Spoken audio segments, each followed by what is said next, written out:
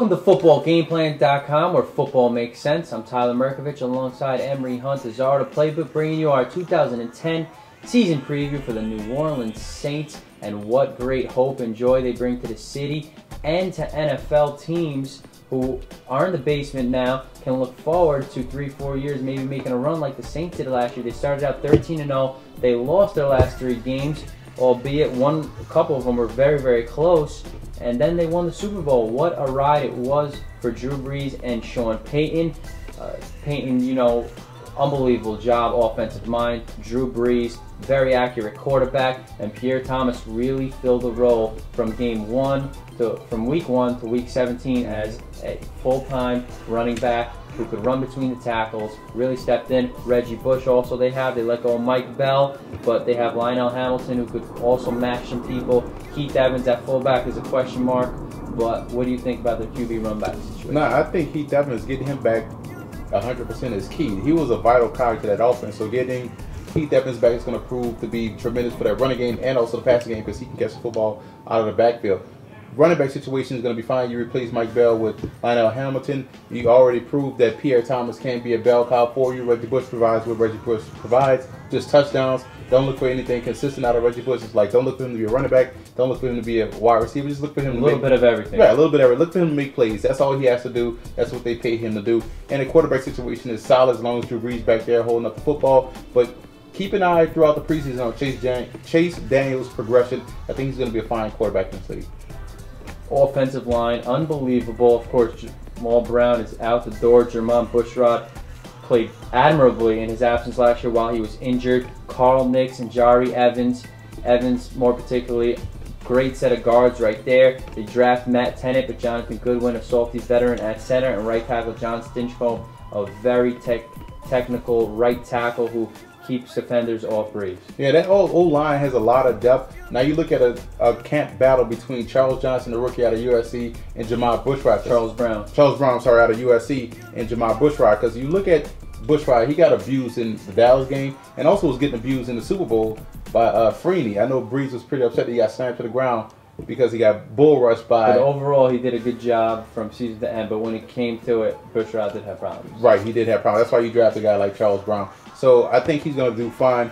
Very good depth, athletic. Zach Street, very athletic guy, can also play a tight end in the pinch if you need be. And Matt Tennant, getting him out of Boston College was proved to be a good move down line because he's a very talented player. So do you think it was a problem, maybe Charles Brown? What if he does not develop into the player as soon as possible and Bushrod still has some problems? Do you think it was a bad move getting rid of Jamal Brown? Well, Jamal Brown wanted his money, and I don't blame him, but that was the key reason. The good thing about Brees, before you even get back there, he's going to get the ball out. So you can really, you know, if the left tackle just could hold up just a little bit, that's going to be fine. But it's not a problem, but it's an area of concern. Well, Marcus Colston and Brees are on the same page.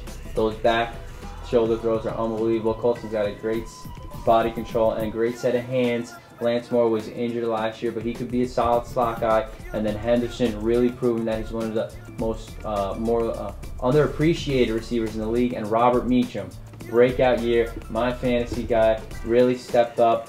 He won't catch 8 balls a game, but he'll get 2 or 3 and be for big games, and he's very explosive in the pass game. Tight end Jeremy Shockey, solid, but they draft Jimmy Graham. Watch out for those basketball players. He's a former basketball player.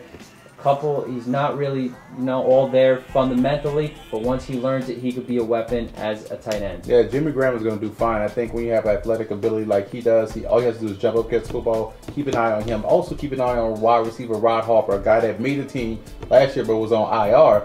He made a lot of big plays in the preseason, so that's another weapon for Drew Brees in that offense.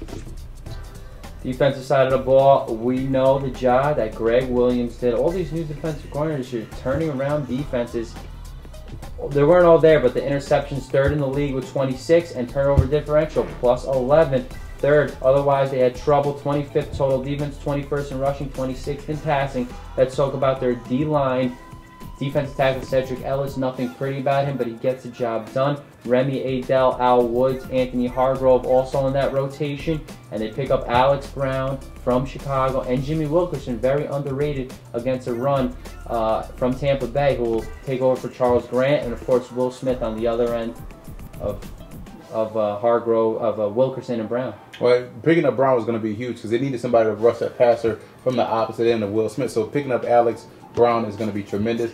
Al Woods, he drafted in the 4th round. They're going to need him to stop the run. They stunk last year when teams ran the football on because Cedric Ellis was hurt. So Cedric Ellis has to maintain his health. If he can be healthy for all 16 games, it's going to look like a totally different D-line. Also keep an eye on Junior Gillette, undrafted free agent out of Stillman/Temple. Brewing him up in Temple, made a lot of big plays. I was like already turning heads down there at the Saints minicamp this offseason. So keep an eye on him as well. Adele is solid.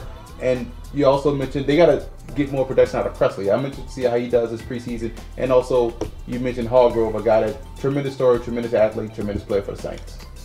Linebacker, the big loss to Scott Fajita. Scott Shanley is still there, and Jonathan Vilma, but Jolan Dunbar, Troy Evans, Jonathan Casillas, who will fill in for Fajita, very underrated linebacker, is the question. Well, you want to keep an eye on Stanley Arno as well, too, another guy they drafted out of Wake Forest, a guy that can play that outside linebacker spot. Jolan Dunbar is a guy that made a lot of big hits on special teams, so they're looking for him to carry that aggressiveness over to the linebacker spot. I'm still not sold on Shanley, so that's a big problem. I would rather the Saints draft a linebacker in the draft to help take away Shanley, but Shanley is a guy that's smart, knows what he's supposed to be, but just doesn't make the play. Casillas is a speedy guy. Saints fans appreciate a guy like Casillas because he can come in and blitz. And you know when you run a multiple 3-4 and 4-3 like the Saints do, you need a lot of athletes on the field. So that's why I think that linebacker needed to upgrade. Outside of Vilma, there's a lot of questions. You need a lot of depth there. They're going to change from 3-4 4-3. But instead of drafting a linebacker, they drafted Patrick Robinson out of Florida State. A lot of guys had a lot of prognosticators had him going in the top 25 picks, but he falls to the Saints. He'll back up Tracy Porter and Jabari Greer. We know what great jobs they did last year on their islands. And of course, Malcolm Jenkins, the year before they drafted him. They're very high on him now. His versatility can make him a cornerback or a safety. At safety, they have Roman Harper and Darren Sharper. Great jobs they did last year. And Chip Vaughn out of Wake Forest can back them up. And Usama Young, converted cornerback, should be a better safety. So secondary, a strength. Yeah, secondary really is a strength. Those two cornerbacks, Greer and Porter, stay healthy. The Saints were dominant in the first half of the season when those guys were out there and healthy playing corner. Gay is going to lose out, I believe, to Robertson at the nickel spot. Gay is a liability in the pass game and coverage and everything. So I think Robertson should win that nickel job. Moving Jenkins to safety is going to prove to be better for Jenkins. He's outstanding in run support. Not as quick twitch athlete to be a cornerback, but as a safety when everything is in front of him, he's going to be a tremendous player. I like that pick. And he also excels on special teams. So having him as that third safety is going to prove to be even more tremendous for that Saints defense. Greg McMahon, the special teams coach. Garrett Hartley, what a job he did kicking out of Oklahoma. He is ice water in his veins, especially in the NFC Championship game in overtime. Thomas Morstead, a pretty solid punter. And of course, the return game struggled in the kick return game. They were 31st. Punt return games, 4.5 yards per average in the punt return game. So Bush needs to step up there. Courtney Roby solid at kick returner. They were tied for 4th in kick returns with 24.5 per attempt. Yeah, Morstead's hang time is tremendous. I like Morstead as a punter. That's why they traded up to get him in the draft. Bush and Harper provided some spark back there at returner. Roby, I'm sorry, but Bush has to do more out the punt return game. But overall, their special teams is pretty solid.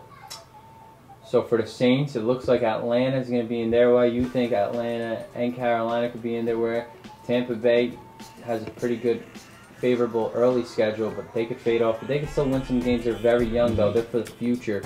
So the Saints look like they're the team to beat in the South. Yeah, Saints still look like the team to beat, but it's going to be tough because Carolina's always tough. Falcons are always tough, and the Bucs have some talent out there that you have to contend with. Bucs actually beat the Saints last year in the Superdome, so you want to keep an eye on that. This is going to be a competitive division, but as long as the Saints are able to score points and the defense is able to get after the quarterback and those two cornerbacks are healthy, the Saints will be fine. They got to rely on a lot of turnovers like they did last year. Otherwise, they really got to improve. But last year, Atlanta and Carolina played them very tough. I don't know if you're going to get the sweep out of those teams like you did last year, so it's going to be a lot more competitive. We'll see. For more, visit footballgameplan.com/NFL or check out our YouTube channel at youtube.com/footballgameplan.